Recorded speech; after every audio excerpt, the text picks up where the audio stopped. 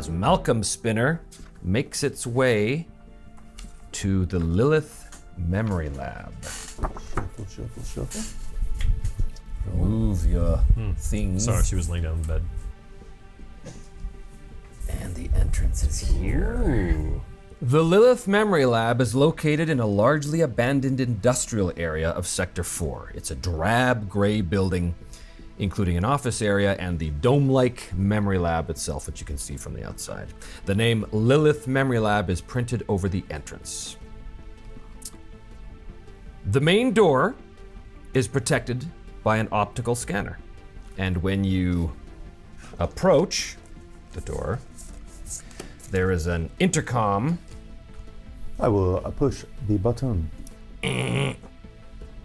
Hello, this is TR6151. Can I help you? Yes, hello, this is Officer Carroll. I'm here on a case. Let me buzz you in, officer. And the door opens. Inside, there is a reception area where there is a man who is, in the reception area here, behind the desk, who looks like that.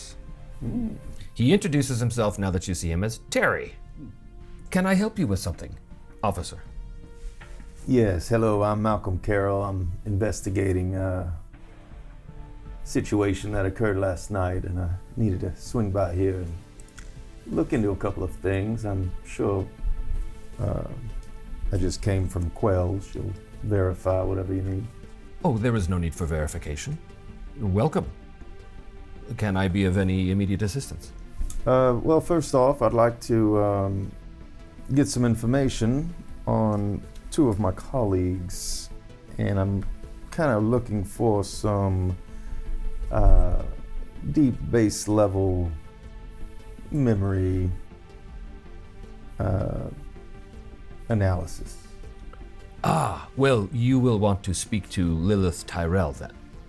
She is the proprietor of this facility. Let me take you to her, if you'll follow me, please. Okay. He takes you down the hallway, opens the office doors into the office area here. You can see this is not in fact to scale, but that's okay. No, it's all good. Gives us a sense of it. He shows you to the main dome of the memory lab. It's mostly shrouded in darkness, but the first thing you see are two children, a boy and a girl, drawing pictures on the floor. Terry says, Lilith will be with you shortly, and he kind of turns and goes back to the reception area. The two children are just kind of drawing and giggling at each other. Well, I'll go ahead and walk in. Okay. As you get a little closer, the two children look up at you and see you. One of them giggles and then flickers. Okay. And then, like holograms, they disappear. And then, appearing from the shadows, removing a strange electronic contraption from her head, is a woman, sort of an older looking woman, and she looks like that. Okay. I'm afraid you stumbled across my latest memory design, she says. Hello. Terry tells me you're a police officer. That I am, ma'am, and I apologize for disturbing your work here. Not at all. She comes up and extends her hand. Lilith Tyrell. Malcolm Carroll, pleased to meet you. And you. How can I help you? I'm investigating a murder and possibly a missing person. These are my colleagues, and I wanted to come and look into a few things. I'm looking for some deep baseline information to see what sort of memories these two were given, and perhaps to extrude from that what sort of reactions they might have to certain stimuli, certain situations. Trying to dabble, I guess, in something way above my pay grade, but a little bit of maybe predictive analysis to help me figure out, one, what transpired, and two, where my missing person might be. Well, no offense, officer, but what you're asking can only really be answered by years and years of study. And as I hope you can appreciate, that the replicants are not machines, they are people, and as such, I believe they have a certain right to privacy. It would be difficult for me to merely give you such sensitive information. I hope you can understand that. Well, I think in this particular case, as this is something that Wallace is sort of pushing for complete cooperation, I don't think there are any doors that will remain closed. And I know that you're more than capable. I was just reading about you in the paper. Yes. A manipulation. Made you work for it. I know. Bang. Success. Well, as I said, what you're asking me is a bevy of a wealth of information that would take many years to properly describe. Is there something specific that I can help you with? Well, my understanding is that, and again, my understanding is very rudimentary here, but I'm to understand that. I'm sorry, I have to stop you right there. Did you upload this stuff to the mainframe? I did. You did? Okay. So you guys... Stuff meaning... As in evidence everything we found in the apartment. like Butterflies, photo. the whole bit. I was actually thinking of taking the photo, but... Yeah. Okay, that's fine. I just wanted... Because normally what happens is if you do that, you have access to all that yes, stuff. the answer is yes. Okay. Mm-hmm. My understanding is that they request from engineers such as yourself certain traits, certain tendencies based on the types of jobs that these replicants may be asked to. Yes, each replicant has a specific function. That is correct. So shouldn't we be able to sort of backtrack, take a step back from that to extrude what sort of behaviors these two would have been primed for? You referring to who exactly? I'm referring to, they're both nines, 9148 known as Sandor, who is no longer with us. I'm sorry to hear that. I don't think he would mind too much of his... Do you have pictures? Oh, absolutely. He was a Blade Runner. He was one of ours. Well, I'm doubly sorry to hear that. Well, you might be able to help with this one. She is still alive, hopefully. We just need to act fast and try to locate her. Leah. Yes, I designed her memory implant. It was an unremarkable early work of a happy family life at an off-world colony. Very, very, very basic stuff. I'd like to know, given certain stimuli, what the differences between these two's reactions would be, as far as you could hypothesize. Well, you must understand that our job is to furnish replicants with memories, to give them a deeper tie to humanity, to make them feel as though they are one of us. But anything that happens after they have been released into society, those are their own memories and their own personalities and their own choices. I have no control over that, nor do I have any records of such things any more than I would have records of your own memories.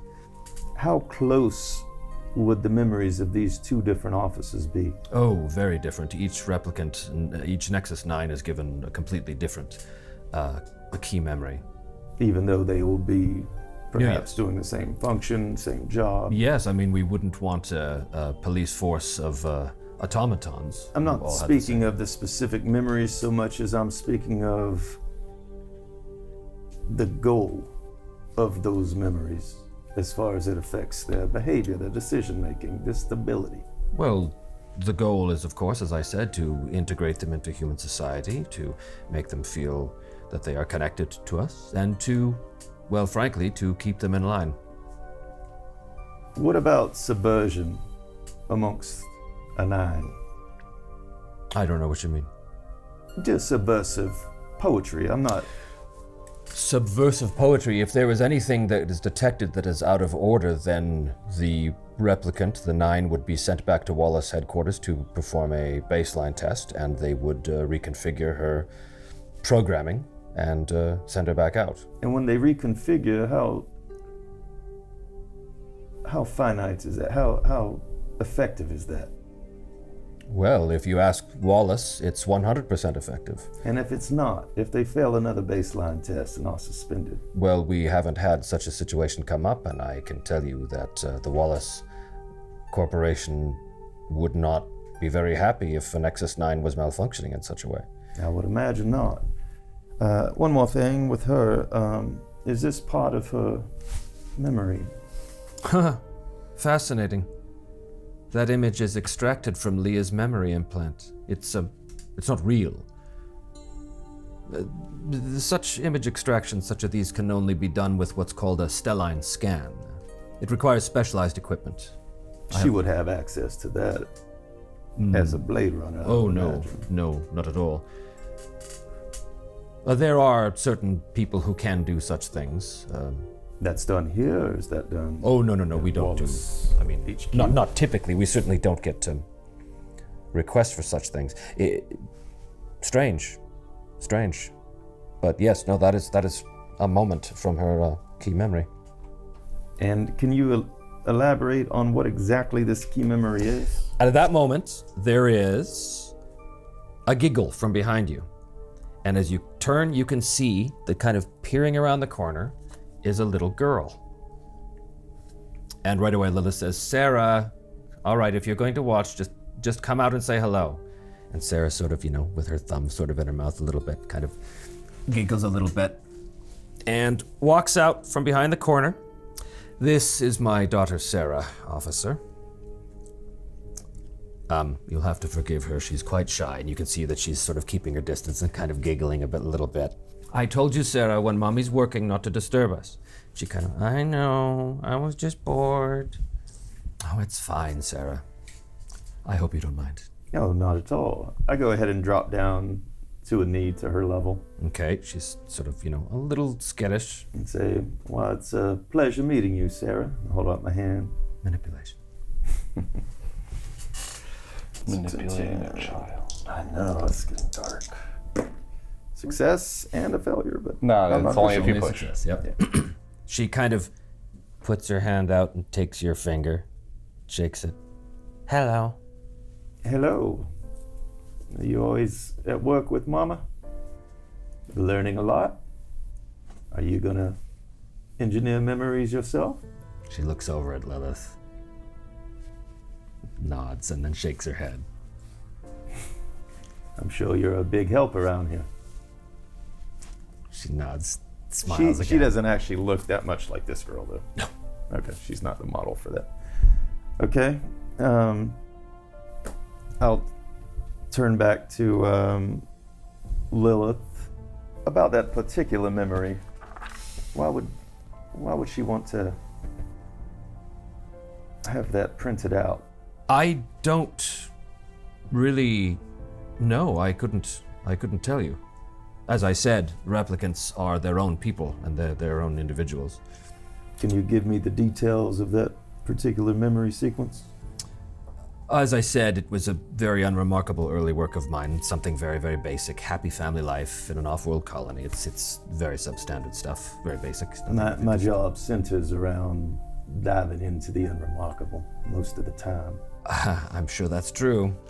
She hasn't actually pulled up anything from records, or she hasn't actually looked up. She's just remembering.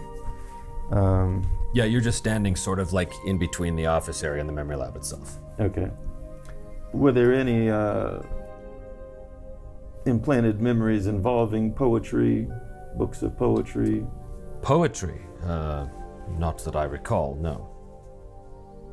William Blake, specifically? No, I'm quite sure I would remember something that specific. And let me ask you then about her partner. The Sandor. Yes.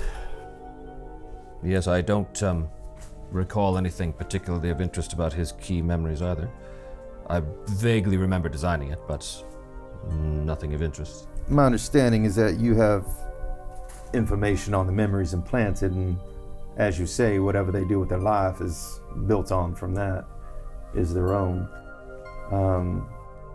Would there be any way to ascertain the loyalty of one compared to the other? Again, that would be like asking if there's any way to ascertain the loyalty of one human to another. It all depends on... And in humans, we have what's called psychology. Yes? I would think it might work the same, knowing that we have the memories. Well, let me ask you this. Has Leah ever taken a baseline test? She has. And what were the results? She failed. Oh. Well, I mean, there's nothing of note about that. That's a fairly common occurrence. And typically the result of the taxing work of a Blade Runner. You were saying that you weren't aware of a replicant failing the baseline twice since the new rollout. I cannot speak for the Wallace group. I am a subcontractor, but certainly if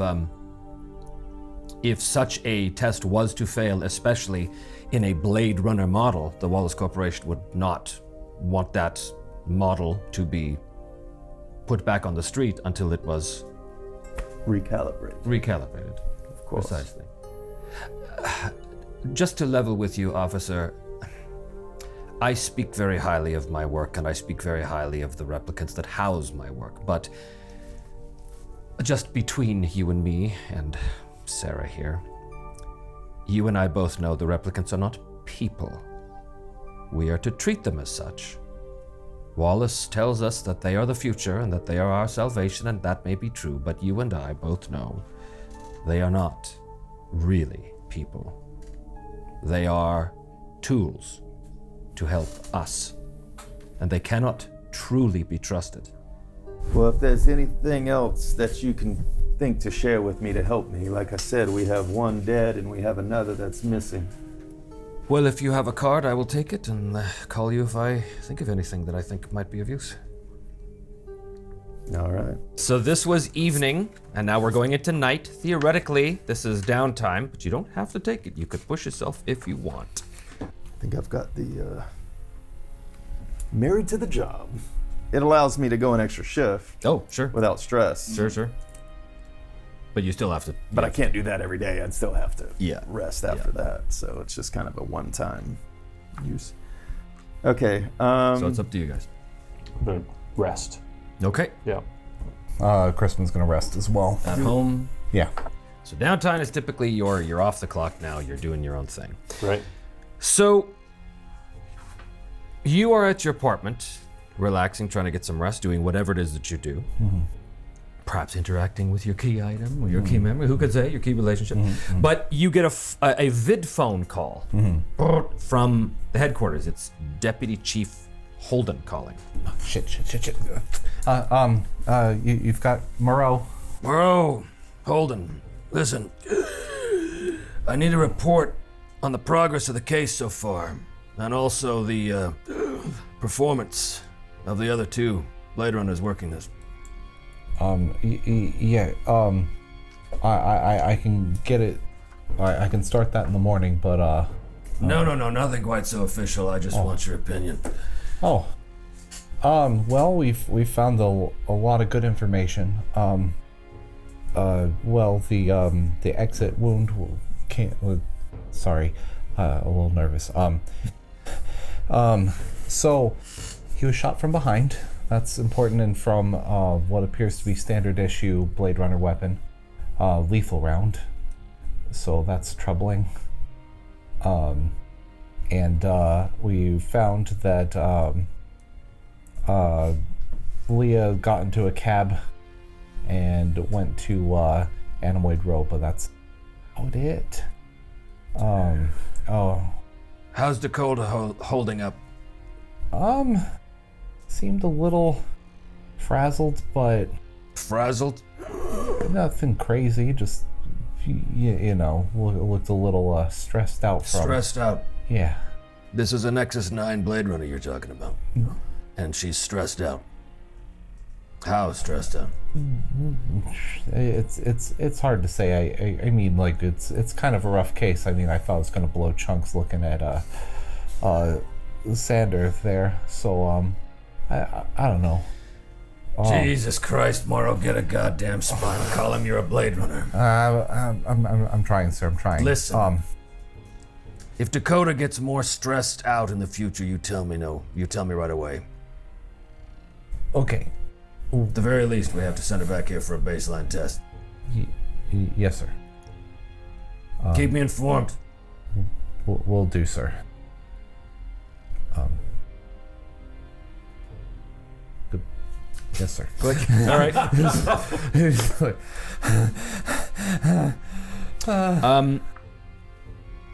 Oh, interesting.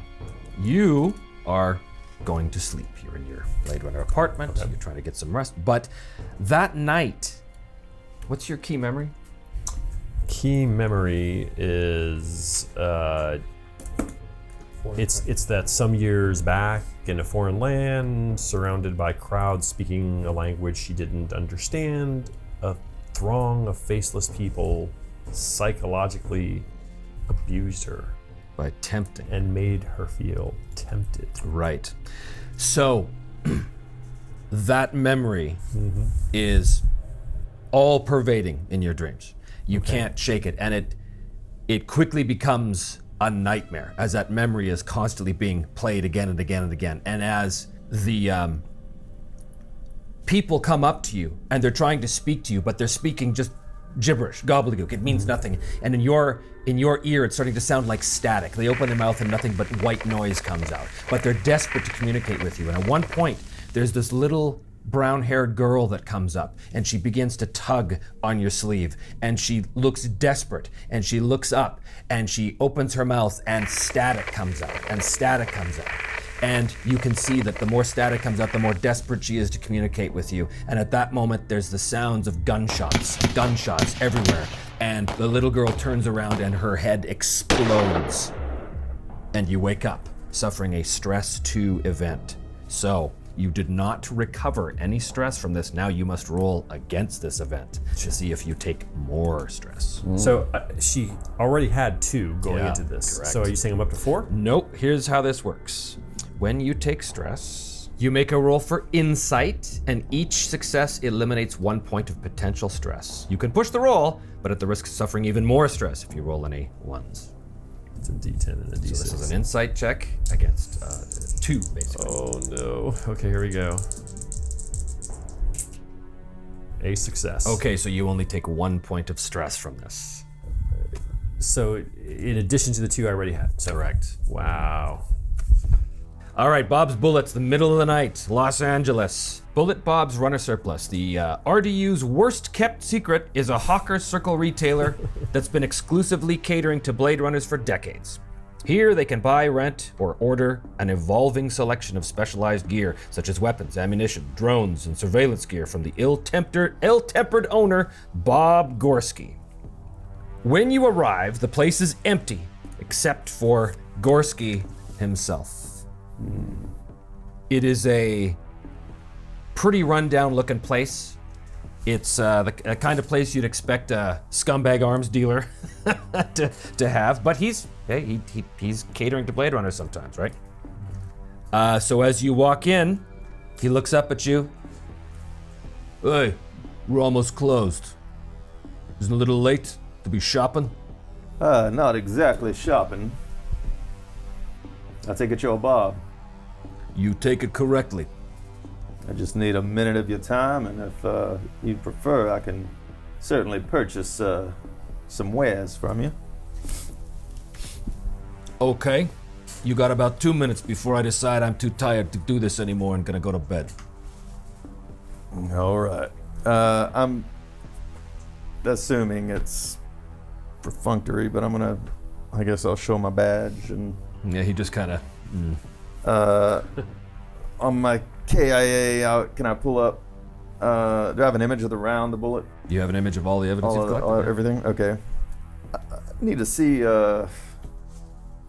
if you might have sold rounds such as these in the recent past. I sell a lot of things.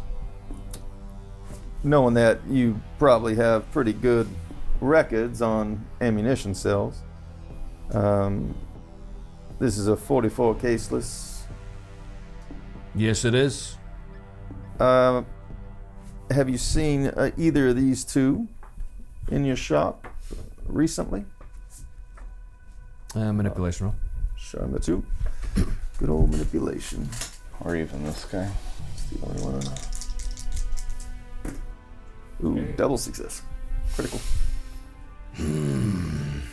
Yeah, the woman, she was here recently. She was buying 44 caseless ammo for a blaster. She didn't say what she needed it for, and I didn't ask. Was she by herself, or did she have a partner with her? No, she was by herself, but she seemed a bit nervous. Have you seen her before? Nope. Nervous in what way? Nervous in the way that someone is nervous. What do you want from me? She seemed nervous. Like, was she in a hurry? I don't know if she was in a hurry. She seemed nervous to even be here. Like she was doing something wrong. I don't know. She didn't want to be seen. Sure. Okay. And when we purchase ammo, this is off out of character. When we purchase ammo from places like this, is there any over the counter? Is there any like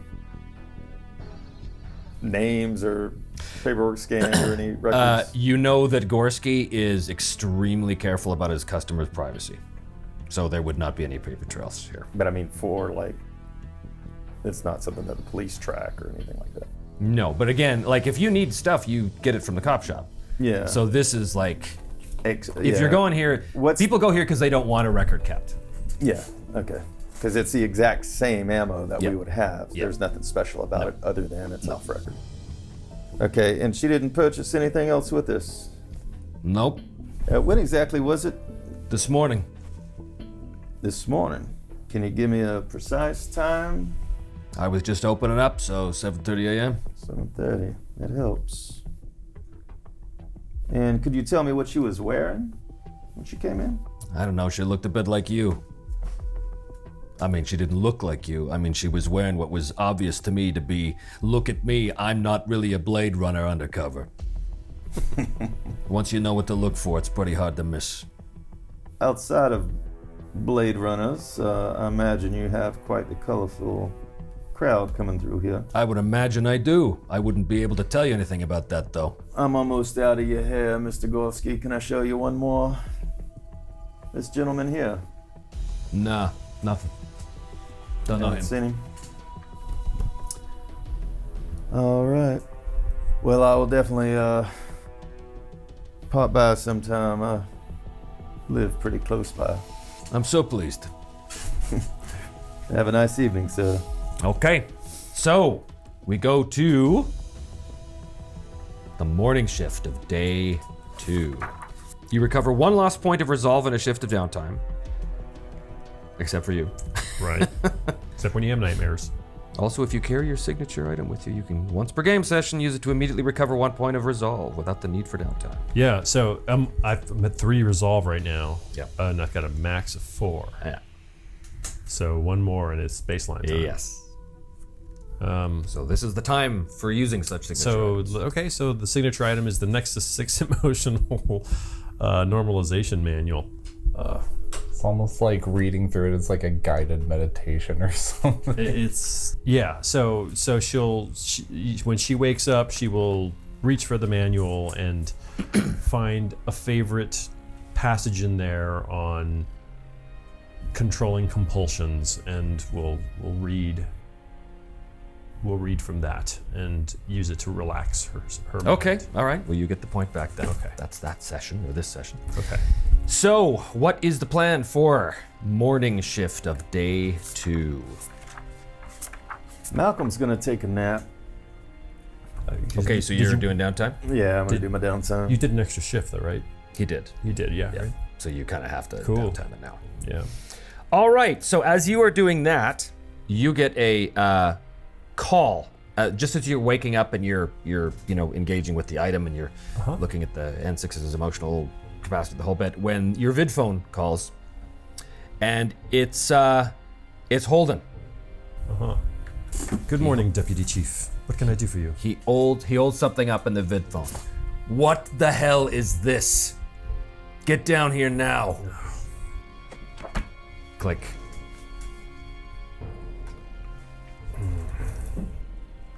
All right. So heading into LAPD headquarters, then I Okay. guess to get an ass chewing. Meanwhile, down at Holden's office, he's furious as he slaps that down in front of you, this magazine. Tell me that you are not the source of this story. We're trying to keep it under wraps. Like, we just went in and interviewed, or they went in and interviewed, and I was doing analysis here. What about Carroll? Everyone knows he's got a beef with this guy. Did he go by there? Did he say anything, antagonize him? It's hard to say. It's hard to say. I wasn't there. I was doing analysis here. And what about you? Chief, I've got no explanation for this. The folks at the nightclub were not particularly helpful or open or friendly with LAPD. And I'm afraid that perhaps our line of inquisition was not well received, but I do know that the owner of the club tends to thrive on propaganda. This is not the first time that they've drawn attention to themselves with a replicant killing. So you think it's the club owner that did this? It's pure conjecture, sir, but I believe the club owner is using this attention. I think that they are involved. You expect me to believe that without a manipulation roll? You're out of your mind. Oh, that's one success. One success. Okay, he calms down a bit and seems to buy it. You're pretty sure that if he hadn't bought your story, that would have affected your career negatively, as in losing a promotion point. But he does seem to buy it, and he kind of calms down a bit and says, I mean, this story is already being discredited by Wallace Corps' army of spin doctors. But we can't have any leaks about this, do you understand? Wallace has already breathed down my neck as it is. Yes, sir. Oh boy. Understood, Chief. Well, we have some leads that we're hoping to get on immediately. Well, then get out there and get on them. All right. Let's head out. Dakota would like to head to the pawn shop over in Sector 5. Go see Okay. about Doc Badger, and she's got that photo with her. Okay, and are you going with, or are you going somewhere else? Crispin's gonna go to Anemoid Row. Okay. Doc Badger's pawn shop is a small and cluttered space filled to the brim with everything from useless knickknacks to advanced tech, all dusty and well used. The only person here is Doc Badger himself, right there. Oh yeah, there he is. From the movie. Yep. Yes, sir. Younger here. He looks up. Can I help you? Yes, hello. LAPD. Doing some investigation. Where's the photo of the girl? It's right here. I'm looking for Doc Badger. Yes, that is me. I'm here investigating on behalf of the LAPD, investigating a crime. Do you recognize this girl? Well, that's a Stelline scan. Yeah. Yeah, that's my work. I did that. Do you know the owner? The owner? The owner of this particular image? There was a woman who came in a few weeks back. She said she was a Nexus 9, wanted to make a Stelline scan to review her own memory implants. I had one, of course. I helped her out for a small fee. She asked for a hard copy printout of a slice of the memory implant, an image of a young girl, this one here. She said it was her daughter. She was quite distraught from what I remember. Did you say a few weeks? Do you have exact dates by any chance? It's a few weeks ago. It's bad for business to give out such information, especially without requiring you to make a manipulation or like I was supposed to, but I misread that, so. Whoopsie. Call it a freebie. let me make sure that I'm understanding this. She came looking to extract her own memory. That's something we can do in this. The replicants can do. It's rare most of the time. You can't find such things outside of places like Wallace, but I happen to have one. Small one. And what would a memory like this be used for? Why would someone want? I don't know. Like I said, she asked for a hard copy of it. She said that was her daughter. She was distraught. I didn't ask the details, I just take the chin yen. Do you have an address or any information leading to the owner, the woman? No. Did she give a name? I think her name was Leah. Okay. You have a picture, I could probably identify her. Yeah, that was her. I don't know what else to ask him. Okay. Yeah. All right. I'll thank him for his time. Okie dokie. So, Anemoid Row. So what was it, like leveraging connections or something in the area? You can spend a shift to do that. That's what I'd like to do in this area, to try and get any intel as to where, wherever Bob's is. Make a connections roll, and this will take the shift. Okay. Can I spend chin yen to get advantage? If you spend a chin yen point, you get an advantage on your roll. Yes, please. You can spend the point even after a failed roll before you push it. Yep, so you may not need it. Well, we'll give it a shot. See how the roll goes, and then... Alright, so A and D. And... Okay, that's a success. Just one success? Just one success. I will tell you that there is more information from more That's what I figured. Let's grease some palms. Okay, so you add another d6 to that pool with advantage. You can push if you want. I'm gonna push it so I could do both of these, yes? With the chance of rolling some stress. Hey, you got it. Oh, there's another success. Okay, so Job. it takes you the entirety of the morning to talk to various people around here and other. It's not just around here. It's leveraging your assets basically. You're still a Blade Runner, so you even though you're a rookie, you've made certain contacts in various places. But a couple things are made clear to you. No one in the underworld knows anything about the shooting. It was not a gang hit. Your asset also reveals that the woman you're asking about, Leah, often frequented the snake pit, drinking heavily. She was almost becoming a regular there.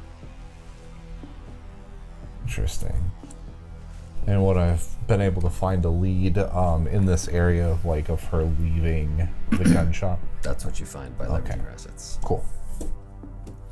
Okay, that you're doing your downtime. You've done this, which brings us to shift 2, which is the afternoon on day 2. So what is your plan for this shift? Styles hangs out around here too. Yep. And she was found around here buying the ammunition, but I'd like to see if I can pursue a lead on either of those. There's the butterfly shop. Is one possibility. Yeah, it's sort of screaming at you. The Aurelian. It's there somewhere.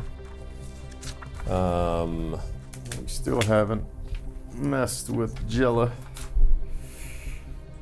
The editor of Kill magazine. Is it time to go pay a visit to? He said he was there.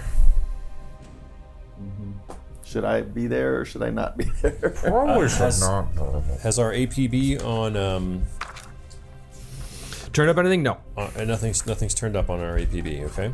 Where are you at with the hypothesis here? What do you think's going down? Well, it's always the. Looks like we've got a Blade Runner killing a Blade Runner, or somebody's trying to set that up to look that way. The daughter memory, the poetry in her bedroom or in her apartment. Why would she be obsessed about? Why would they give her a memory of something that couldn't happen? Like, they can't have kids, right? Exactly. So it's it looks like she's having sort of a crisis about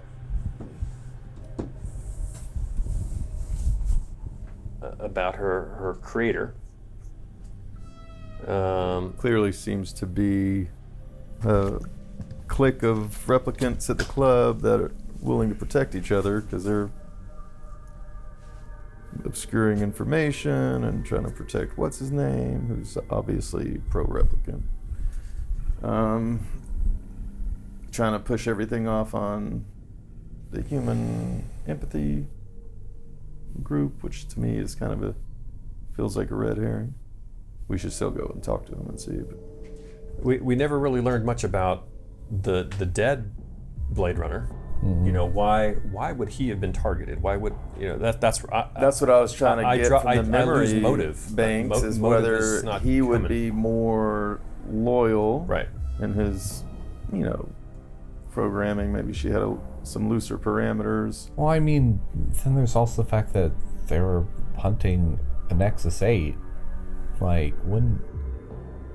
maybe it was Styles? Yeah, maybe. If Styles got the drop on him kind of thing? He's trying to frame the other Leah? Well, I don't think he's trying to... hiding, or I don't think he's trying to frame Leah. I think he's trying to maybe discredit them so that they can both, kind of fade into the shadows or something. Because, he was protecting the other, the Nexus 9s, right? As you're having this conversation on your KIAs, you're still at home, having just woken up. And what was your wife's name? Gladys. Gladys. As you're talking in your, small little apartment living room. She is making me suffer for that extra shift. She comes out. She doesn't say a word to you. Oh. She looks at you. Still at work, huh? I'm going out. And she just goes, grabs her purse, opens the door, slams it behind her. You should never have bought that emanator. Good morning, beautiful. All right, I'm gonna brush off the dust, put on my coat. Right, so where to? Yeah, where are we going? I'm just trying to think of what else. Because I was trying to hunt around in this area to see if I could pick up any, location leads. Yeah, so again, to be clear, you went to Animoid Road, but you didn't actually investigate anything in Animoid Road specifically. You were leveraging your contacts. Oh, I see. Yeah, these are separate things. So Animoid Road is still not investigated. So what I'd like to do is actually stay. In So Animoid Road. I leverage the connections. Now I want to examine things. Sure. And what about you, Nav? I'm going to accompany Malcolm. Perfect. So, you go down to Animoid Road. It's the afternoon of day 2. The rain is falling quite steadily. Not crazy heavy, but steadily. Again, whatever afternoon light there is being obscured by the layers of toxic pollution and nuclear fallout, or whatever the case is that's around the city of Los Angeles. Just dust. You guys are, kind of hovering through the streets above the ground traffic and such. There's a lot of, as I said, the rain's coming down. You start to pull up a little bit to get up and above, to get it, away from the din of the buildings and such like this. But as you do so, you notice from behind you. Are you driving? Typically, no. So you're driving. Sure. You're driving. Mm-hmm. Then you, from the passenger's side, as you're looking at the reconverted buildings of LA, rats nests, all of them on the bottom, and it's only as you go up into the clouds you get, the nice things. But as you're going along, you kind of look behind you and you see that there is a black car, like a spinner, but it's not a spinner, that's also pulled out, and it seems to be beginning to follow you. And just as you notice that, there is the sound of gunfire as a turret on the side of the car opens up and a barrage of bullets come hailing towards you, ripping through the back of the car. And that is where we'll stop that for right now, as we come back to see what is going on for next time on Electric Dreams.